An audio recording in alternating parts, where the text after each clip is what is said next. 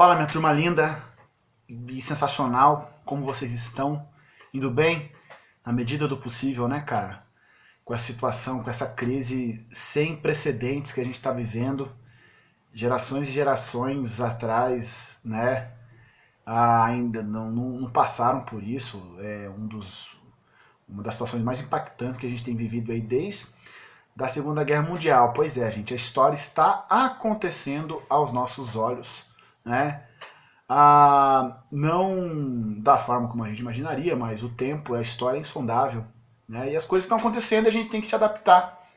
Ainda mais no caso de vocês que têm prazo, vocês que têm metas, enfim, que têm o caminho, já os objetivos traçados, a gente tem que alcançá-los, independente com ou sem coronavírus. Melhor sem, né, gente? Mas nessa situação de clausura que a gente está vivendo, temos que nos adaptar aí.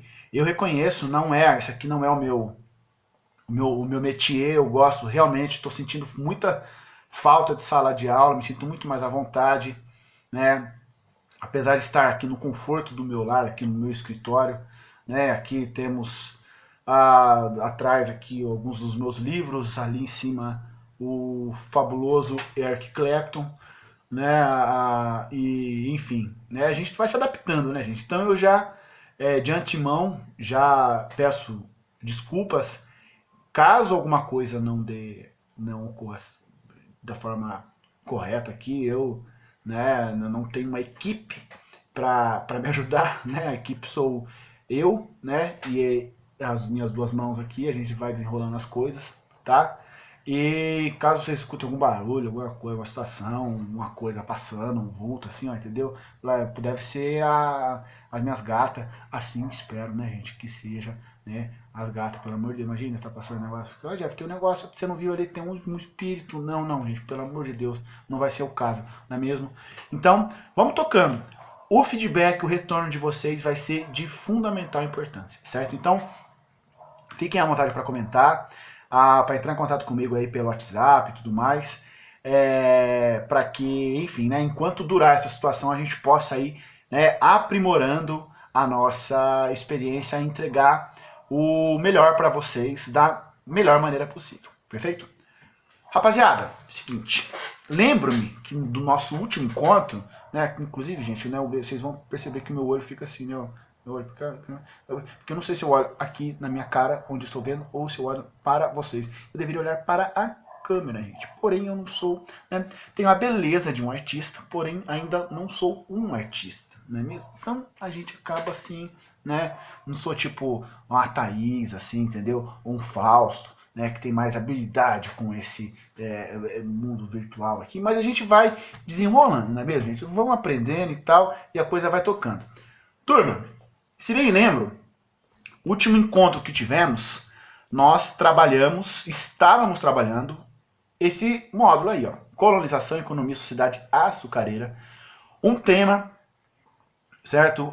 Ou melhor, um módulo que trabalha um tema muito caro ao vestibular, porque é nele que a gente vai fazer uma análise, uma discussão mais ampla, né, sobre a temática da escravidão no período colonial, certo? Então a escravidão é um tema recorrente nos exames, né, todo ano cai, e aqui é importante a gente, nesse módulo a gente observa, a gente destaca justamente, né, o comportamento desse processo e a sua instalação no início, né, do período colonial na América Portuguesa. Perfeito?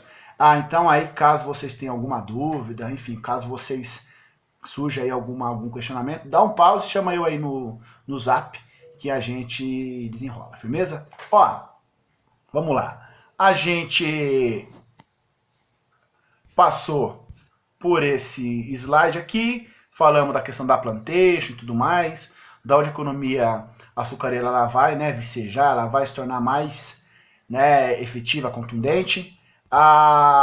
Também a sociedade açucareira, uma sociedade que tem como marca, né, o seu patriarcalismo, é uma sociedade pautada, baseada no homem branco, né, no senhor de engenho, rural, onde a vida gira em torno, né, dessa unidade produtiva que é o engenho, que também se divide aí, né, na Casa Grande e na senzala, certo? Onde as mulheres ocupavam, né, um espaço subalterno, passivo, né, e de obediência e respeito a esse e de respeito também e de submissão imposta, né, por esse patriarcado. Perfeito? Passamos por isso aqui também. Nós avançamos por esse slide. Lembra que falávamos da questão do tráfico negreiro. A gente tem que entender a escravidão dentro do contexto, né, gente? Um dos diferenciais, né, uma das situações que mais tornam a escravidão moderna distinta daquelas ocorridas, né, em tempos passados, é justamente o fato de ela se inserir num contexto, né, de modo de produção capitalista. Né? Então, a escravidão ela existiu, ela foi fomentada nesse contexto para o acúmulo de capital. Ela será uma atividade fundamental para o sistema de exploração colonial imposto pelas grandes metrópoles, certo? Vamos lembrar também, destacar, né, que os europeus eles vão dar uma outra dimensão para essa atividade. Eles não vão inventar nada, eles não vão desenvolver a escravidão, né, mas eles não vão inventar isso, porém eles vão dar uma nova dimensão, vão torná-la transatlântica, né, aí também vão colocá-la, né, como elemento fundamental para exploração colonial nesse primeiro momento no âmbito agrícola. É importante destacar aqui esses dados, né? Eu acho que isso aqui, gente, inclusive é de fundamental importância, não somente para a prova de história em si, mas para que vocês ganhem, por exemplo, repertório, né, para trabalhar em redação, por exemplo, né, esses dados dos africanos que vieram para cá, né, o fato do Brasil ser hoje, né, o país de maior extensão populacional negra, né, fora da África, o fato da gente se constituir majoritariamente, né, a nossa população se constituir majoritariamente de negros e pardos e ter, né, esse passado africano, acho que é importante, fundamental, inclusive para que seja trabalhado porventura em uma redação, né? Importante destacar, né, a questão do escravo. Ele é propriedade de alguém, porém ele tem a sua vontade submetida à do seu proprietário, certo? Ele também vai ter o seu trabalho retirado sob coação, né? Aqui no mapa ao lado, né, à direita do vídeo, a gente consegue observar as rotas, né, do tráfico negreiro. No caso do Brasil, a gente vai ter, né, como principal, né, ponto de partida, né, desses indivíduos, justamente essa região aqui, certo? E também a região mais a oriente. Não, aqui não é oriente, né, gente? Aqui é centro, tá? Desculpa. Deixa eu voltar aqui. Aqui, ó, nessa porção. Então, se você me ajudar, tá vendo, pessoal? Isso que eu tava falando. Paciência comigo. Aqui, não, vamos lá. Aqui, pronto. Aqui nessa região, onde a gente, aqui, ó, onde está Moçambique, certo? Nessa região oriental, nós teremos aqui, ó, essa na telinha do telefone que a gente vai tentando desenrolar, né, gente? Mas vejam só, foram as principais rotas estabelecidas para a América Portuguesa. Perfeito? Então, até aqui eu lembro que a gente discutiu, a gente, né, trabalhou, dialogou. Caso esteja errado, caso esteja equivocado, vocês me corrijam por gentileza. Chama aí que a gente trabalha, que a gente, enfim, preenche, né, as lacunas dos espaços que porventura venham a ficar, né? Mas continuando a nossa discussão, pessoal, e ainda tratando no âmbito da escravidão, é importante a gente Passando aqui para o próximo slide.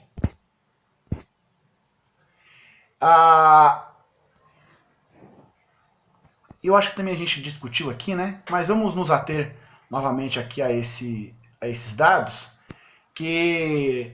como inclusive minha face certinho aí, né? No meio do slide. É importante destacar, né, que a partir do momento onde você ganhava escala na exploração colonial, ou seja, né, ela se tornava cada vez mais ampla, abrangente, essa escala também ela acompanhava uma necessidade da mão de obra. Né? Vamos lembrar que no primeiro momento os primeiros contatos foram estabelecidos com os indígenas, porém numa atividade de escambo, né? Onde os interesses dos indígenas também terminavam por ser atendidos. Então, como se fosse uma espécie de, claro, assimétrica, né? Não há uma simetria. A exploração colonial ela se caracteriza por essa simetria, mas havia um acordo, né, entre indígenas e europeus para, por exemplo, para que houvesse extração do pau-brasil. Quando você tem a introdução da cana-de-açúcar, a cana-de-açúcar que demanda, né, um universo de mão de obra muito maior, né, há então a necessidade de contemplar esse universo. Você não vai conseguir contemplá-lo com a mão de obra indígena, né? Primeiramente em virtude da própria dinâmica do trabalho dos povos nativos, né? As mulheres que vão se dedicar ao trabalho agrícola, e também em virtude do contágio de doenças. Né? É importante destacar que o principal elemento de extermínio dos povos nativos pelos europeus não foi a guerra, mas sim foi, né, a doença. Né? O elemento biológico ele vai atuar de forma definitiva né, para que houvesse para que houvesse o desenrolar da situação como a gente pôde observar, certo? Então, quem vinha para cá eram homens jovens que eram, né, as mãos e os braços do senhor de engenho, conforme descreveu lá o Antonil, né, um cronista português que participou desse início do contexto da exploração açucareira, né, e da introdução da mão de obra africana, certo? Posteriormente, eles serão também fundamentais, os escravos, de fundamental importância para a atividade de mineração, né, para a extração de ouro e diamantes, as atividades braçais, né, na escravidão urbana, né, escravos especializados, como por exemplo em construção, né, ou então também as mulheres escravizadas que se dedicavam à venda de comidas em tabuleiros, né, e que de certa forma hoje ainda performa muito, né, esse tipo, o perfil de trabalhador, né, como se a gente pegar, por exemplo, né, o caso dos trabalhadores da construção civil, né, ainda a gente consegue observar essa predominância do elemento negro, né, e claro, né, não estabelecendo uma relação linear, porém, né, colocando como característica dessa atividade esse passado escravista, né?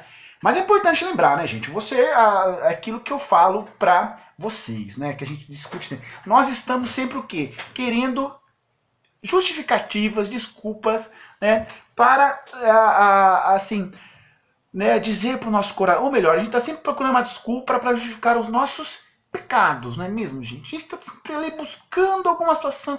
Eu não devia estar fazendo isso. Ai, eu não devia comer esse bolo inteiro. Ah, mas eu tô aqui na quarentena. Ai, comi. Né, gente? Mas eu tô...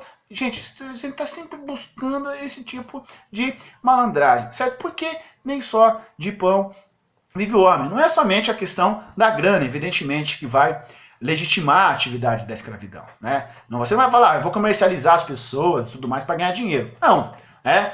Tentava-se também estabelecer uma narrativa onde você legitimava essa atividade, certo? Então, por exemplo, discursos como, o negro, o africano, ele já estava inserido dentro de uma realidade agrícola em sua sociedade, então por isso ele se adaptou ao trabalho da escravidão, ou situações como que os negros e as negras eles são biologicamente mais, né, adaptados a esse tipo de... Não, gente, não há. Né? A gente tem que tomar muito cuidado com esse tipo de termo, com esse tipo de declaração, porque ele guarda em si um juízo, né? E a gente, quando olha para a história, não busca juízo, a gente busca compreensão, perfeito? No caso, é importante destacar, né, que as justificativas para a escravidão, por exemplo, elas vão passar pela noção, pela interpretação de que a África é um continente amaldiçoado, né? E os africanos, por exemplo, eles seriam escravizados ou viveriam na miséria, na pobreza, seriam seres bárbaros, selvagens, claro, tudo isso com todas as aspas, né, gente? Por pagarem um pecado original, né, que se originou lá no Velho Testamento, ali no Pentateuco, né, no livro de Gênesis, com a maldição de Noé ao seu filho Cã. Então, toma muito cuidado, né, gente, quando a gente for analisar esse tipo de situação, né, para não naturalizar aquilo que é, por natureza, antinatural. Perfeito? Como é a escravidão, certo? É importante também a gente destacar a senzala enquanto espaço de habitação, de socialização desses escravos. A dinâmica da formação dessa senzala, ela vai respeitar, né, uma lógica de você separar grupos que porventura viessem a se identificar, né? A gente também tem como característica, né, dessa história eurocêntrica, europeizante, do passado, de homogeneizar a África, né? Então, pensem, por exemplo, num contexto, uma realidade brasileira. A gente consegue homogeneizar o Brasil, gente, né? A gente consegue tratar de forma homogênea um brasileiro que vive no Rio Grande do Sul com um brasileiro que vive em Minas, né? A gente consegue homogeneizar Poços de Caldas. A gente consegue fazer estabelecer essa linearidade? Não consegue. Então, imagina numa realidade muito mais ampla, complexa, diversa, heterogênea, como é o caso do continente africano, certo? Então, indivíduos que vinham de partes distintas eram escolhidos para formar as senzalas, justamente para que a gente pudesse, né, aqui como eu destaquei e vou ressaltar, que a gente pudesse desfavorecer as rebeliões, não é mesmo? Você minando esses laços de identidade, você vai justamente, né, diminuir a possibilidade, né, de que essa identidade ela venha a suscitar alguma situação de resistência, certo? Aqui algumas descrições que a gente também deve evitar, né, turma, quando a gente se refere às negras e negros brasileiros, né? A questão do fulano boçal, que hoje muitas vezes é visto, entendido como um imbecil, um idiota, né? E quem que era o boçal naquele contexto? Era justamente o africano que não tinha domínio do idioma, ao passo que o ladino, que hoje pode ser visto como um cara malandro, como um cara esperto, era o africano conhecedor já do idioma e tudo mais, né? Aprendido na África ou aprendido aqui no Brasil. E o crioulo muito utilizado, né, na cultura, na música brasileira, porém que guarda, sem dúvida nenhuma, né, quando preferido em determinados contextos, né, essa dimensão racista, porque o crioulo ele era o africano nascido no Brasil, cristianizado e muitas vezes visto entendido como aquele de confiança do seu dono, né? Ou seja, seria aquele negro, aquela negra que atentaria contra os demais escravos por situações comezinhas, né? Olhando para o seu lado e desconsiderando os demais, né? Então é importante destacar a formação, né? As palavras também têm seu passado, têm a sua história, e esse passado, essa história vai, né, torná-las repletas de significado. Perfeito? Turma, vamos dar prosseguimento. Continuando, é importante a gente também destacar que o elemento fundamental, vou aqui por hora colocar o meu rostinho em cima de São Jorge, tá? Não se sintam ofendidos, por favor. Mas quanto ao âmbito, no aspecto da escravidão e da resistência a ela, Muitas vezes nós temos como, né, ideia, como pensamento, que a resistência ela se dava de forma violenta, né, por meio de resistência física, né, por meio de rebeliões, por meio de assassinatos, por meio de, né, fugas, ou por meio de emboscadas e tudo mais.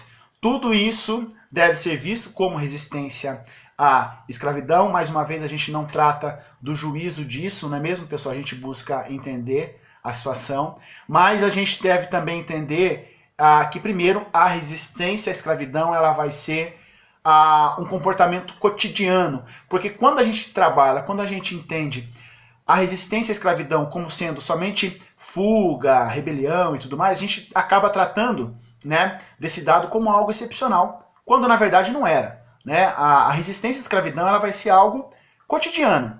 E a gente pode colocar, por exemplo, como foi expresso aqui, ó, né, sabotagens na produção. Um negócio que eu, inclusive, eu lembro de aulas, você falava isso para outras turmas, o pessoal colocava isso na prova. É uma forma de você sabotar, uma forma utilizada para a sabotagem da produção no Nordeste açucareiro era urinar no mosto da cana. Aquilo desandava a produção de uma forma assim incrível, né? E às vezes o pessoal escrevia assim, ó, lá eu colocava na prova, tal, formas de sabotagem da produção, urinar no negócio da cana e tudo mais, né? Quebrar a ferramenta, né? Você danificar algum equipamento, né? Tudo aquilo, gente, que barrasse, né, a sua exposição enquanto indivíduo à escravidão, ela pode ser vista e entendida como como uma atividade de resistência, né? A ideia do corpo mole, da preguiça, sabe, daquela tal, né? Você pode fazer aquela atividade em 1 hora, você vai fazer ela em 4, 5 horas, né? Por estar exposto à escravidão, isso também pode ser visto, entendido como uma questão como um elemento de resistência. A própria embriaguez, o cara mamado, doidão, não vai produzir, certo? Né? O uso de outras substâncias, por exemplo, né? Como a maconha. A maconha é uma planta africana, né? E ela foi introduzida no Brasil nesse contexto. E o seu consumo ele era justamente combatido pelo efeito que ela provocava, né? E também pela incapacidade que ela promovia, né, do trabalho. Então, gente, não estou falando assim, então eu vou encher a cara aqui, vou resistir. Gente, não. Nesse contexto que eu estou falando aqui, pessoal, isso pode ser visto, entendido, o hábito, né, o comportamento já deve ser entendido dentro do seu contexto, perfeito? E também a questão da manutenção dos ritos e da cultura africana. Né? Esses indivíduos, a escravidão ela era tão nefasta e dissimulada que esses indivíduos, quando desembarcavam no Brasil, né, por exemplo, lá no Cais do Valongo, no Rio de Janeiro, eles eram batizados, né?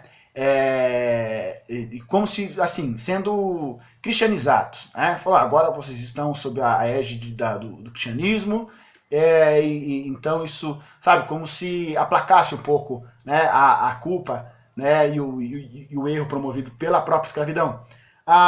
E esses indivíduos, pessoal, eles eram completamente proibidos, né, de expressar o seu culto, a sua fé, né, a sua cultura, justamente pela sua condição de escravizado. Né? Então, o que a gente observa ao longo desse período? Né? A realização de formas sincréticas de culto religioso, como expresso aqui, né, gente? Na imagem de cima,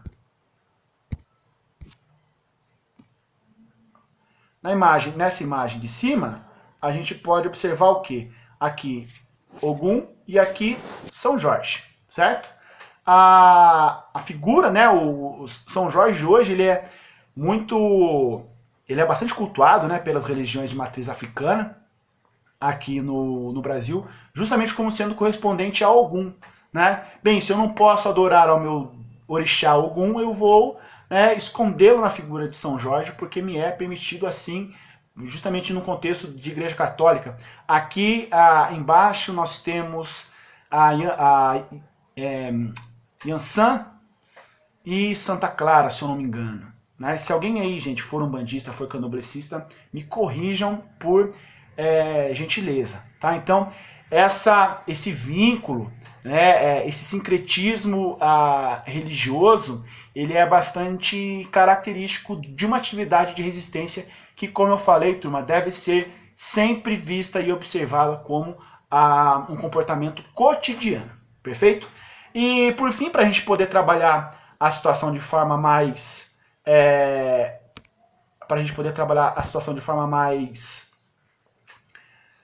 ampla no âmbito da resistência da escravidão e das fugas, né, as formações quilombolas. Né? Os quilombos que eram espaços de acolhimento, né, aos escravos que fugiam, eles vão vicejar justamente nessas regiões de atividade econômica mais proeminente, mas hoje no Brasil nós temos aí milhares, né, de formações quilombolas já reconhecidas, né, enquanto espaços legítimos de resistência e de cultura da população negra brasileira. Né. É importante destacar, pessoal, que nós temos nesse contexto, né, a produção escrita ela era bastante reduzida.